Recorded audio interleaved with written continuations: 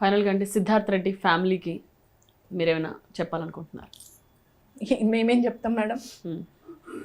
ఏం చెప్పాలి? మీరు చెప్పండి, ఏం చెప్పాలి? నేను నా బిడ్డ పోయింది, నేను ఇగో ఎదగలేక, నా కొడుకును సెటిల్ చేసుకోలేక ఎదగలేక ఇలా కిరాయిన్లలో ఉండి బతుకుతున్నాం.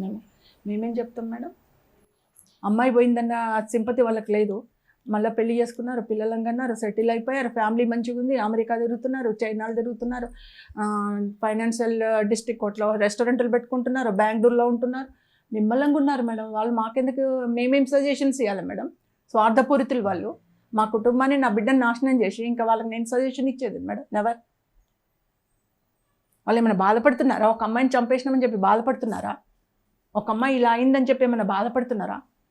24 సంవత్సరాల వాళ్ళు నా ముఖం చూడొచ్చా? చూడలే. నాకెందుకు మేడం?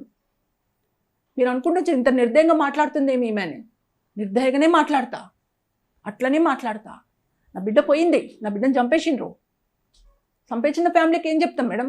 చంపేసిన ఏమన్నా పశ్చాత్తాప పడుతున్నా? పాడట్లేదు కదా. నీ లైఫ్ నువ్వు సెట్ చేసుకున్నావు, 24 సంవత్సరాల్లో నువ్వు వెల్ సెటిల్డ్, నీ ఫ్యామిలీ మంచిగా సెట్ చేసుకున్నావు. ఇంకా నీకేం చెప్పాలా? ఆడపిల్ల పోయిందన్న బాధ, పశ్చాత్తాపం మీలో లేనప్పుడు మేమేం చెప్తాం? అమ్మవారు చెప్తుంది పనిష్మెంట్, అమ్మవారు చెప్తుంది మీకు.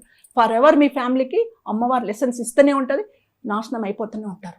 రైట్ అమ్మా, thank you so much. And ఇన్నేళ్ల మీ పోరాటానికి నిజంగానే అంటే ఎక్కడ ఆగకుండా, అలసిపోకుండా ఖచ్చితంగా చివరి దాకా ఇలా ఒంటరి పోరాటం చేశారు. మీ స్ట్రెంగ్త్కి హ్యాట్స్ ఆఫ్. ఒకటే మేడం, నేను ఫైనల్గా చెప్పేది, తెలంగాణ ప్రభుత్వం ప్రత్యూష కుటుంబాన్ని ఆదుకోవాలి. మళ్ళీ అగైన్ చెప్తున్నాను, ప్రత్యూష కుటుంబాన్ని ఆదుకోండి. ప్రత్యూషను ఒక సినీ కళాకారినిగా గుర్తించండి, తెలుగు రాష్ట్రాల కళాకారినిగా గుర్తించండి. సీఎం రేవంత్ రెడ్డి గారిని, తెలంగాణ ప్రభుత్వాన్ని అడుగుతున్నాము, వేడుకుంటున్నాము, రిక్వెస్ట్ చేస్తున్నాము. ఇప్పటికైనా